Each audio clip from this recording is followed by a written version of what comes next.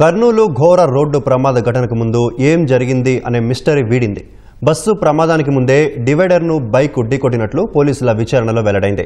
రోడ్డుపై పడి ఉన్న బైక్ను తీద్దామనుకునే లోపే బస్సు వచ్చి ఢీకొట్టి కొద్ది దూరం ఈడ్చుకెళ్లినట్లు పోలీసులు తెలిపారు. కర్నూలులో జరిగిన ఘోర బస్సు ప్రమాదంపై బైకర్ స్నేహితుడు ఎర్రిస్వామిని పోలీసులు విచారించగా కీలక విషయాలు బయటకొచ్చాయి.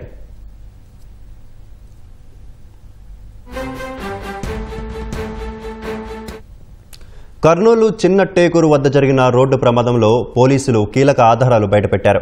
బస్సు ప్రమాదానికి కారణమైన మృతుడు శివశంకర్ మిత్రుడు ఎర్రిస్వామి అలియాస్ నానిని పోలీసులు విచారించారు. బస్సు ప్రమాదానికి ముందు శివశంకర్, నాని ఇద్దరు ద్విచక్ర వాహనంపై వెళ్తున్నట్లు తెలిపారు. పల్సర్ బండిని శివశంకర్ నడుపుతుండగా నాని వెనుక వైపు కూర్చున్నట్లు వెల్లడించారు.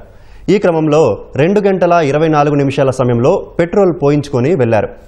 బయలుదేరిన కొద్దిసేపటికే చిన్న టేకూరు సమీపంలో బైక్ అదుపు తప్పి డివైడర్ను ఢీకొట్టినట్లు పోలీసులు వెల్లడించారు. ఈ ప్రమాదంలో శివశంకర్ అక్కడికక్కడే మృతి చెందగా వెనుక వైపు కూర్చున్న నాని చిన్న గాయాలతో బయటపడినట్లు తెలిపారు. ప్రమాద ఘటన వద్ద శివశంకర్ చనిపోయాడని తెలుసుకున్న నాని బైక్ను పక్కకు తీసుకుందామని లోపే హైదరాబాద్ నుంచి బెంగళూరుకు వెళ్తున్న వేమూరి కావేరీ ట్రావెల్స్ బస్సు ఢీకొట్టి కొద్ది దూరం ఈడ్చుకెళ్లిందని విచారణలో వెల్లడైనట్లు పోలీసులు తెలిపారు. బస్సు కింద మంటలు రావడంతో ఎర్రిస్వామి అలియాస్ నాని అక్కడి నుంచి తన సొంత ఊరైన తుగ్గలికి బయలుదేరి వెళ్లిపోయినట్లు పోలీసులు వెల్లడించారు. ఈ ప్రమాదంపై ఉలిందకొండ పోలీసులు కేసు నమోదు చేశారు. తదుపరి దర్యాప్తు కొనసాగిస్తున్నట్లుగా జిల్లా ఎస్పీ విక్రాంత్ పాటిల్ మీడియాకు తెలిపారు.